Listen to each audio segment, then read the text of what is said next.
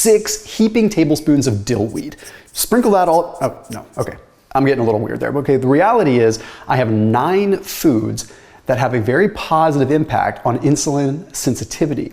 And the reason that I'm talking about these specific foods is because they affect insulin signaling. They affect how a cell receives a signal from insulin, which is one of the biggest pieces we have to look at when it comes down to insulin resistance and insulin sensitivity. So without further ado, let's just jump right in. The first one, macadamia nuts. Now, I'm not saying macadamia nuts are magically going to fix things, but what we do have to look at is how inflammation in our body affects insulin resistance in the first place. Okay, inflammation triggers the gene expression of specific proteins that will actually inhibit the signal from insulin. So when we have inflammation, it's like static, and that static impedes insulin from being able to receive or send its signal to the cell properly. Okay, so that's a big problem. When we look at macadamia nuts, they have 2 very specific kinds of fats that are pretty well documented. Okay, we have oleic acid, omega-9, and we have palmitoleic acid, which is called omega-7. Now, there was a study that was published in the journal Lipids that looked at this specifically. They looked at 40 to 60 grams of macadamia nuts per day for 4 weeks on people with hypercholesterolemia. Now, with this, they saw a pretty interesting result. They saw there was an improvement in leukotriene levels, so a reduced amount of inflammation, and also a reduced amount of oxidative stress. And it was nothing to sneeze at, pretty good numbers. Okay, so what this is potentially demonstrating is that the anti-inflammatory effect of macadamia nuts may allow insulin to be able to send its signal, to send that insulin signal, and for the cell to receive it better. Okay, it leads me into the next one, omega-3s in general. So this means chia seeds, flax seeds, fish oil, salmon, mackerel, sardines, whatever, anything with good amounts of quality omega-3s. This comes down to mitochondrial dysfunction, okay? So our mitochondria and how it processes energy plays a big role in potential insulin resistance, as well as what is called damage to the endoplasmic reticulum. Fancy gobbledygook for basically cellular and bioenergetic damage, okay? There are studies that document polyunsaturated fatty acids like omega-3s as really being powerful for regulating the mitochondrial bioenergetics and also helping scavenge up some of the damage in the endoplasmic reticulum, meaning, long story long, omega-3s allow the energy processing to work better, which therefore has a downstream effect on how our cells perceive insulin, if you want to put it that way. Now, before I get into this next one, which is super interesting, there's something you should kind of understand. Okay, you can monitor your levels of insulin sensitivity or glucose tolerance to a certain degree by continually watching your glucose. You can prick your finger, you can watch that stuff and see how you respond after food. Okay, it's less about the fasting response and more about what happens right after you eat food. Are your levels staying high or are they coming down where they should? I wear a continuous glucose monitor so that I can monitor exactly what happens to me after I eat a specific food, namely carbohydrates, right? I put a link down below if you want to try out wearing a continuous glucose monitor. It beams in real time my blood sugar to my phone, so it allows me to really see what's going on. Really makes it cool. This company is called Signos. So it uses the Dexcom continuous glucose monitor, and then the Signos app translates everything into like a really cool snapshot for me, so I know how I respond to foods that I log, and I also know when I'm spiking or when I'm dropping. And then it gives me tips like, hey, you should go out and walk right now because you're spiking. So sometimes eat an orange or something and I spike like crazy, and other times I'll eat that orange and won't spike, but it will remind me when it is spiking. Just super cool stuff. The link down below will save you 15% off if you want to give them a shot. So protein is one of the most important things, if not the most important thing. So the European Journal of Clinical Nutrition published a really interesting paper. They took a look at 80 obese individuals with insulin resistance and they divided them into 4 groups. Now, what they ate with these 4 groups, one group ate moderate amounts of protein from animal-based sources. Another group ate moderate amounts of protein from plant-based sources, and then high protein from animal-based and high protein from vegetable-based. What they found is that regardless of the protein source, the group that ate higher amounts of protein, both vegetable or animal, ended up having a significant improvement in insulin sensitivity. We're talking a 60 to 90% improvement in insulin sensitivity in those that had higher amounts of protein. Now, more protein generally means that you're going to consume less carbohydrates, but it also is going to have an effect on how we absorb the carbohydrates that we consume along with it. Okay, not to mention feeding the muscle, which acts as a glucose sink. More muscle means more ability to deal with glucose. So adding protein to your diet is probably the most powerful thing that you could do. Now this next one is super interesting, very weird, but really intriguing. Seaweed.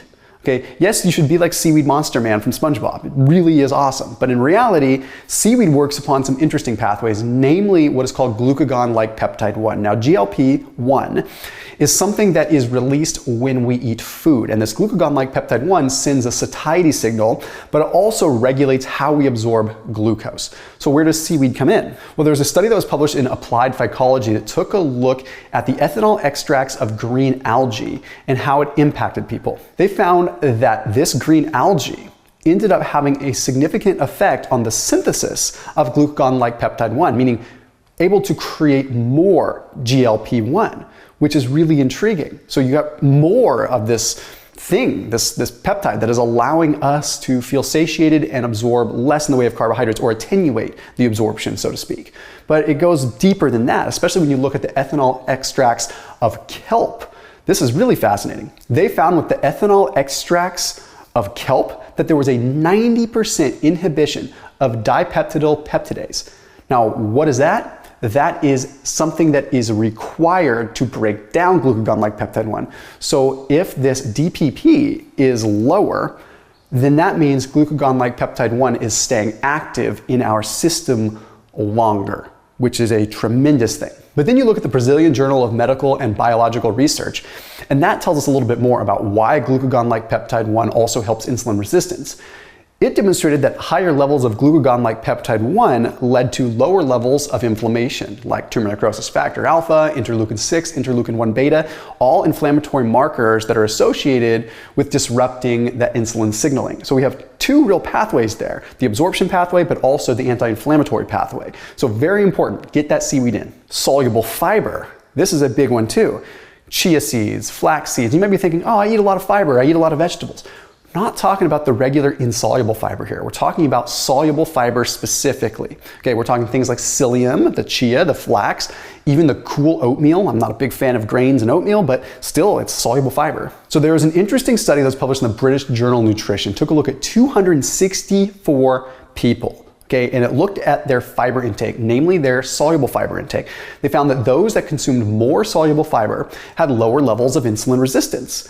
But it didn't matter with insoluble fiber. So they could eat a bunch of insoluble fiber, but that didn't seem to have an impact on their insulin resistance. But soluble fiber did. And it also demonstrated that it was weaker when adjusted for body fat. That means that the more body fat you have, the more overweight you are, the more obese that you are, the larger the impact of soluble fiber on you. That doesn't mean that if you're lean, you should not have soluble fiber. But it means that the more overweight you are, the more important it becomes, which is fascinating. Now, the mechanism behind this is more than likely going to be microbiome related. Okay, we have this soluble fiber, which heavily ferments in the gut compared to insoluble fiber. So that fermentation aspect feeds the gut microbiome, leading to short-chain fatty acids, which can regulate our glucose metabolism. Now, these next two are kind of a 2-for-1, turmeric and ginger. Now, turmeric, the active component curcumin, can regulate or actually send you deeper into what's called an AMPK state, okay, or phosphorylating AMPK is what it's more technically called. Okay, so when you phosphorylate AMPK, it means that your body is seeing you in more of a deficit. Like when you exercise, you are activating AMPK. So turmeric may activate AMPK, allowing the cells or triggering the cells to take up fuel. It encourages the cells to take up fuel, which means your glucose can lower, which can reduce your HOMA-IR, your levels of insulin resistance. Now, ginger is interesting because of the gingerols that are in it. And this is where we have to look at some petri dish studies, some in vitro stuff. It's still fascinating and well worth just testing out some ginger. So there's a study that was published in Planta Medica that found that gingerols in an in vitro situation increased the level of GLUT4 receptors on the surface of a cell, meaning there were more, let's call them nets. There were more nets that were able to be casted out into the bloodstream to grab glucose. Okay, so if a cell only has 2 nets, it's not going to catch much glucose. But if it has 20 nets, it's going to catch 10 times as much glucose. So gingerol might be a very powerful thing. And I want to finish off with one of my favorites, okay? Apple cider vinegar. But this is some newer research that is flabbergasting as far as different types of people go. There was a study that was published in the journal Diabetes Care. It took a look at 8 individuals that were insulin sensitive, 11 individuals that were insulin resistant, and 10 individuals that were type 2 diabetic. And it gave them 20 grams of apple cider vinegar or a placebo, followed by a high carb meal. Well, then they measured their glucose 60 minutes later, and this is what they found. Apple cider vinegar increased the insulin sensitivity by 34% in insulin-resistant individuals. Okay, apple cider vinegar increased insulin sensitivity by 19% in type 2 diabetics. That's kind of interesting. But what that potentially implies is that people that are full-blown diabetic are a little bit further down the line to where apple cider vinegar isn't going to have as powerful of an impact, but still a 19% increase in insulin sensitivity. Nothing to sneeze at and something you absolutely should be paying attention to. But if you are not quite on the type 2 diabetic range and you're just insulin resistant, you can have a 34% improvement in your insulin sensitivity. And it likely has to do with how it affects disaccharide breakdown. So basically, apple cider vinegar can affect how we absorb carbohydrates. So by having it before a meal or even with a meal, we can lessen the impact of the carbohydrates on our body, which is really cool. One other quick thing I'm going to throw in here. Magnesium just in general, from almonds or even supplementation. Magnesium is so important overall for insulin sensitivity. Without magnesium, this whole bioenergetics piece gets thrown out of whack and our glucose metabolism gets thrown out of whack. So prioritize magnesium in your diet and possibly even supplementation. As always, keep it locked in here on my channel and I will see you tomorrow.